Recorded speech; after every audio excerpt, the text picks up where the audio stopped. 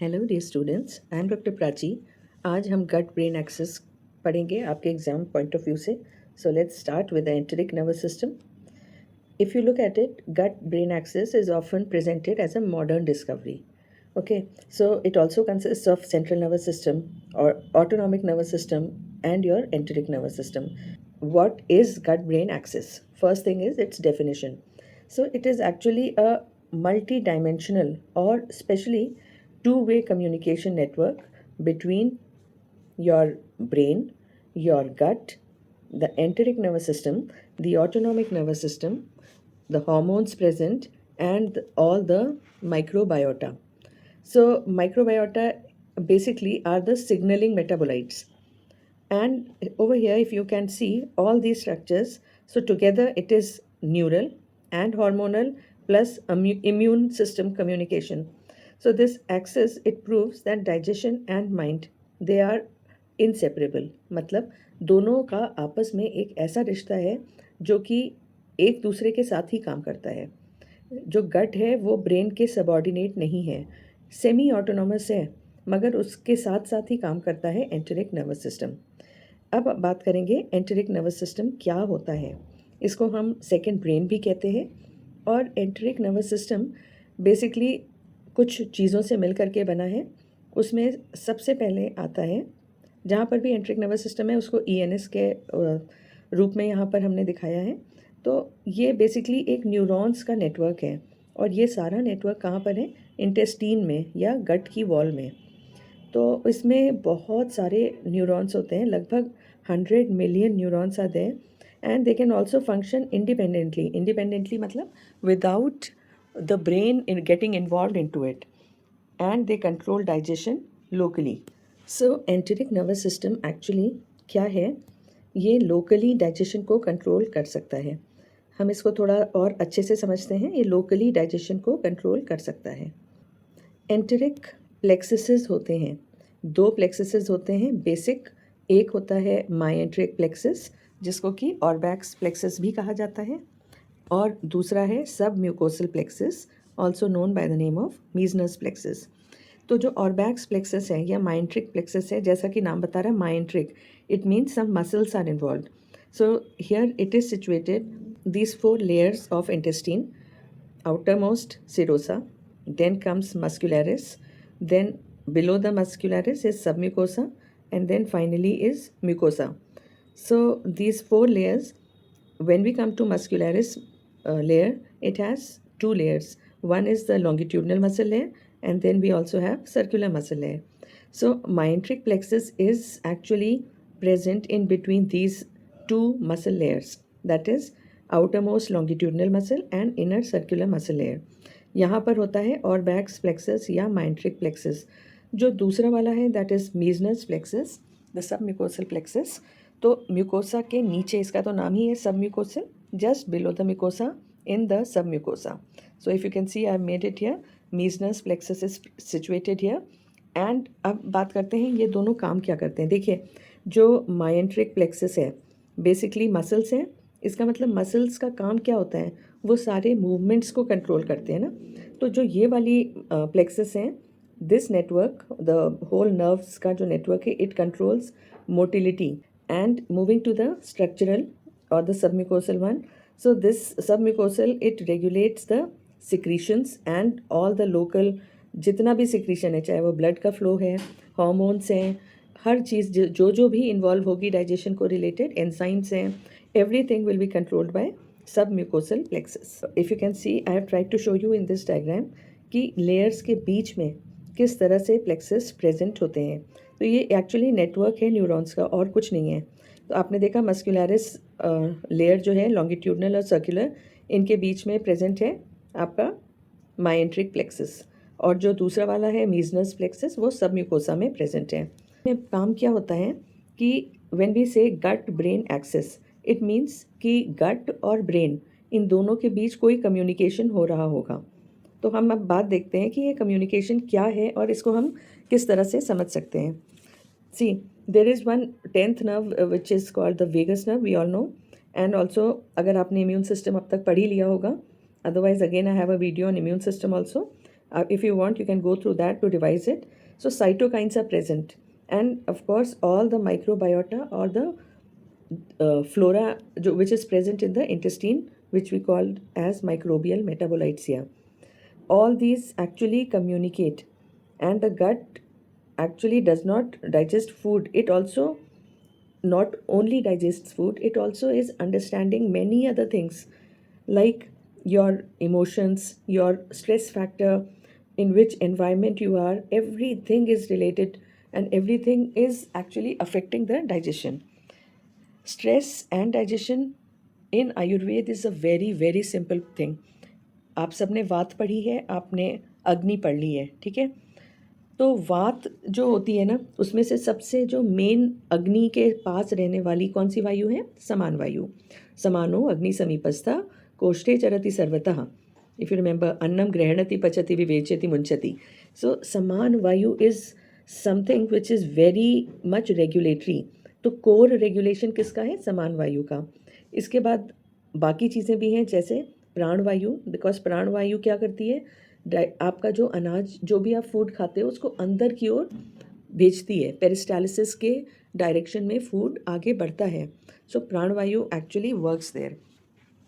So what I want to say here is कि actually enteric nervous system in modern is structurally defined. मतलब एक structure के form में उन्होंने दिखा दिया कि ये एक प्लेक्सस है, यहाँ पर एक न्यूरल नेटवर्क है। मगर इतने साल पहले भी आयुर्वेद ने डिस्क्राइब किया था इसके फंक्शनल प्रिंसिपल्स को। नॉट ओनली मतलब स्ट्रक्चरल तो नहीं था उस समय, कहाँ न्यूरॉन्स वगैरह होते थे, मगर उसके फंक्शनल प्रिंसिपल्स को बहुत पहले ही समझा दिया था। सो बेसिकली जो स्ट्रक्चर है वो मॉडर्न की देन है, और जो उसका फंक्शनल प्रिंसिपल है वो तो हमारा आयुर्वेद समझा ही चुका है हमें। एक चीज़ अगर आप सबने नोटिस की होगी, जब भी आप बहुत स्ट्रेस में आ जाते हैं, you start getting loose motions. So whenever there is stress, over here in Ayurveda we say चिंता। चिंता हुई नहीं कि शरीर में वात का प्रकोप होना शुरू हो जाता है, वात दोष की वृद्धि होने लगती है। वात दोष जब बढ़ने लगेगा तो कौन सी वायु? सारी वायु अफेक्ट हो सकती हैं, मगर स्पेशली समान वायु जो है वो डिस्टर्ब होती है। समान वायु जब डिस्टर्ब हो रही है तो सारा डाइजेशन जो है वो उसका इन्वॉल्वमेंट समान वायु के साथ है, और वो डिस्टर्ब हो जाएगा। जो डाइजेशन इन्वॉल्व है, तो अगर डाइजेशन डिस्टर्ब है तो ग्रहणी हो सकती है, अजीर्ण हो सकता है, या पूरा वात पित्त इम्बैलेंस शुरू हो जाएगा, अग्नि डिस्टर्ब हो जाएगी। इसीलिए हम कहते हैं मंदे अग्नि सर्वे रोगा। आयुर्वेद क्या कहता है कि अग्नि अगर मंद है तो वो सभी रोगों का जड़ है। तो अग्नि केवल यहाँ पर डाइजेस्टिव अग्नि नहीं होती है सर्वे रोगा में। उसका मतलब ये होता है कि शरीर में जो ट्रांसफॉर्मेटिव प्रोसेसेस हैं, कोई भी प्रोसेस जो चल रहा है, उसको होने के लिए कुछ ना कुछ एनर्जी चाहिए होती है ना। तो अगर उस एनर्जी को या उस प्रोसेस के होने में कहीं तकलीफ़ है या कमी है, तो फिर वो रोगों को जन्म देगी। क्योंकि अगर कोई भी मेटाबॉलिज्म, कोई भी मेटाबॉलिक पाथवे है, अगर वो पूरा नहीं हो रहा है तो वो क्या होगा? बीच में रुक गया, बीच में रुकने से ऑब्स्ट्रक्शन है, या वो चीज़ पूरी नहीं बन पाई या ठीक से नहीं बन पाई, तो कुछ ना कुछ डिजीज़ आगे बनाने के लिए वो तैयार हो जाती है। But in the modern system how do we understand it? See, enteric nervous system says कि अगर कोई भी सिंपैथेटिक एक्टिविटी है, फाइट और फ्लाइट वाला जो मोड होता है सिंपैथेटिक, वो अगर एक्टिवेटेड है तो उससे क्या होता है कि आपको पता ही है, जो मोटिलिटी है गट की वो इंक्रीज़ हो जाती है, peristalsis increases, and that can also lead to irritable bowel. So this is very very common, irritable bowel syndrome. And irritable bowel syndrome again will lead to anxiety. One will not be able to understand why all this is happening. Stress factor आगे और बढ़ने लगेगा, और उससे एक dyspepsia, जिसको हम functional कह रहे हैं। फंक्शनल का मतलब कि उस समय जो है वो उस चीज़ की वजह से है, कोई बेसिक उसके डिजीज़ नहीं है, तो वो डेवलप हो जाएगा। And finally it can also lead to depression, because अब आपको समझ ही नहीं आ रहा है, आप स्ट्रेस में जा रहे हो और आपके गट में भी इन्फ्लेमेशन होता जा रहा है। So this is basically the gut. Gut actually produces neurotransmitters, and a very common transmitter which it produces is serotonin. It also produces dopamine. It also produces GABA. So serotonin actually is involved in bowel functions. It is responsible for your moods, for your learning, memory, for sleep, for nausea, for appetite, so many things. And GABA or GABA, GABA helps in controlling feeling of anxiety, fear, all these things. So these two neurotransmitters are produced here. It will help you to focus. It will help your mood to be better, to be happy. We especially call them happy hormones, right? Now, when your mood and everything is good, there is an overall well being. And what will happen? The brain is again happy. The brain is okay. So, brain and gut, they are interconnected. If you can see over here, this is an interconnection between the gut and the brain, right? Now, if I'm talk, this is from bottom to bottom up. We also call bottom up. Now, top to bottom, if we come, top to bottom means from the brain up to the gut. The brain is sending signals which influence digestion. Like, say, see, it knows there is a microbial balance. अगर microbial balance में कोई भी changes आ रहे हैं तो वो signals आगे बढ़ेंगे और उसकी मोटिलिटी को अफेक्ट करेंगे. मोटिलिटी से अगर बढ़ गई तो I just talked about IBS. What will happen? An upset gut will be present. Upset gut, more frequent toilet visits, then your stress level increases. Stress level increases, it will affect the gut. That means again neurotransmitters like serotonin hormone and all will be less produced. So it is actually a cycle from bottom to up and up to down.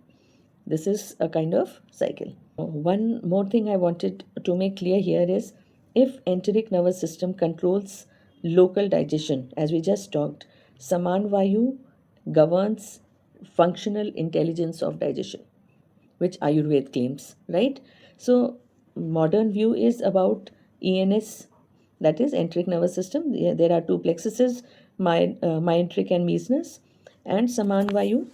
It governs digestion. It coordinates the Agni responsible for digestion, and of course सार kit विभाजन मतलब विवेचन मुंचन. तो ये है ना, अन्न से अन्नम गृह्णति पचति विवेचयति मुंचति. Fine. So I hope you understand ENS and Saman Vayu. I told you about Pran Vayu also, which is again also responsible. So over here, the central nervous system comes into play. Let's see what is the modern view and what our Ayurveda says. The modern view says that the brain stem includes the hindbrain, right? It has all autonomic centers. It has respiratory center, digestive center, satiety center, nausea center, vomiting के लिए center, and also the limbic system. It also influences digestion. So there is cortical modulation of stress response. When I say cortical modulation, it means relation with cortex of the brain. So we just talked about top to down communication, that is from brain to the gut. If we look at Ayurveda point of view, which we also talked about Pranavayu there, we know that Pranavayu is related with the functioning of all the sense organs, Indriya, Man, Buddhi, and also interaction represents Pran and Saman flow. Moving to the microflora or the microbiota and connection with So again the same relation with modern and Ayurveda. See, we say that Mandagni leads to Am. Am once made moves into the systemic circulation, and if it goes into systemic circulation, it will cause lot of obstruction. Obstruction means there will be Srotas Avrodh. Sroto Avrodh will lead to dullness or the basic processes getting hampered. And we should understand that arm is not bacteria. Microbiota के बारे में जब बात करने लगेंगे तो अगर वो फ्लोरा जो गट में है, it is actually to be there for a purpose. तो अगर वो इम्बैलेंस होता है, वो डिस्टर्ब होता है, तो वो हमेशा इन्फ्लेमेशन कॉज करता है गट की लाइनिंग में. जब गट की लाइनिंग इन्फ्लेम्ड होंगी तो आपका इम्यून सिस्टम एक्टिव हो जाता है. वो इन्फ्लेमेशन को कम करने के लिए वहाँ पर साइटोकाइंस पहुँच रहे हैं. साइटोकाइंस जब बढ़ने लगेंगे, the moods which are disturbed are because of disturbed microflora. or the microbiota. One thing again I want to say, microbiota are not toxins, आम बैक्टीरिया नहीं है। जो गट के बैक्टीरिया हैं वही प्रोड्यूस कर रहे हैं ये सीरोटोनिन, या हमने जिसकी अभी बात की गाबा, डोपामीन एट्सेट्रा। और ये दोनों ही चीज़ें, माइक्रोबायोटा और आम, ये दोनों ही रिप्रेजेंट करते हैं मेटाबॉलिक बाई प्रोडक्ट्स को। और ये मेटाबॉलिक बाई प्रोडक्ट्स इन्फ्लुएंस करता है पूरे सिस्टमिक सर्कुलेशन में जाने के बाद उसके एक्विलिब्रियम को। एक चीज़ और है जो कि ब्रेन और गट के साथ लगी हुई है, उसको हम HPA एक्सिस कहते हैं, या हाइपोथैलेमस पिट्यूटरी एड्रीनल एक्सिस। ठीक है, तो फिर से वही बात आती है कि जो मॉडर्न सिस्टम हमारा है वो कहता है कि जैसे ही स्ट्रेस लेवल बढ़ा शरीर में, उससे क्या होगा कि ये पूरा एक्सिस एक्टिवेट हो जाता है और शरीर में एक हार्मोन है कॉर्टिसोल, ठीक है, एड्रीनल ग्लैंड्स आपके सिक्रीट करना शुरू कर देते हैं इसको, और उससे गट की मोटिलिटी भी इंक्रीज़ होने लगती है, चेंज होने लगती है। एक तरह से देखिए तो मॉडर्न सिस्टम पूरा एक एंडोक्राइन फ्लो बता रहा है या एंडोक्राइन कैस्केड समझा रहा है। Same goes for Ayurveda. Ayurveda ने क्या कहा, चिंता हुई नहीं कि प्राणवायु, समान वायु सभी डिस्टर्ब हो गई। जैसी वो डिस्टर्ब होगी तो वो मोटिलिटी को बढ़ाकर गृहिणी कर सकती है, या मोटिलिटी कम करके अजीर्ण भी करवा सकती है। तो आयुर्वेद बेसिकली दोषों के इम्बैलेंस की बात कर रहा है और मॉडर्न एंडोक्राइन फ्लो की बात कर रहा है। ठीक है, अब बात करेंगे दोनों कैसे ट्रीट करते हैं इस चीज़ को। तो मॉडर्न सिस्टम कहता है आप खाना पौष्टिक खाएं, प्रोबायोटिक्स खाएं, फर्मेंटेड फूड खाएं, ओमेगा 3 फैटी एसिड्स वाले फूड खाएं, जिनमें खूब फाइबर होता है ऐसे फूड्स खाएं, उनसे आपका पूरा गट या डाइजेशन एक तरह से सही तरीके से चल पाएगा। मगर आयुर्वेद क्या, उसके फंक्शनल पार्ट को देख के बताता है कि आपका पहले दीपन किया जाएगा, फिर पाचन औषधियाँ दी जाएंगी, उसके बाद वात का अनुलोमन या वात शमन करके वात को ठीक किया जाएगा। तो बेसिकली डाइजेशन का गड़बड़ होना क्या करता है, आपके दिमाग तक आपको स्ट्रेस में ला देता है या आपकी माइंड को डिस्टर्ब करता है। और अगर आप मानसिक रूप से बहुत स्ट्रेस्ड है तो क्या होगा, आपका डाइजेशन ज़रूर अफेक्ट हो जाएगा। सो बेसिकली फिजियोलॉजिकल ट्रूथ यही है, दोनों साइंसेस का गट ब्रेन एक्सिस समझने के लिए इससे सिंपल तरीका और कोई नहीं हो सकता है। होप आपको ये वीडियो पसंद आया। अगर पसंद आया है तो कमेंट सेक्शन में ये ज़रूर बताइएगा कि नेक्स्ट वीडियो कौन से टॉपिक पर होना चाहिए। Till then, bye bye.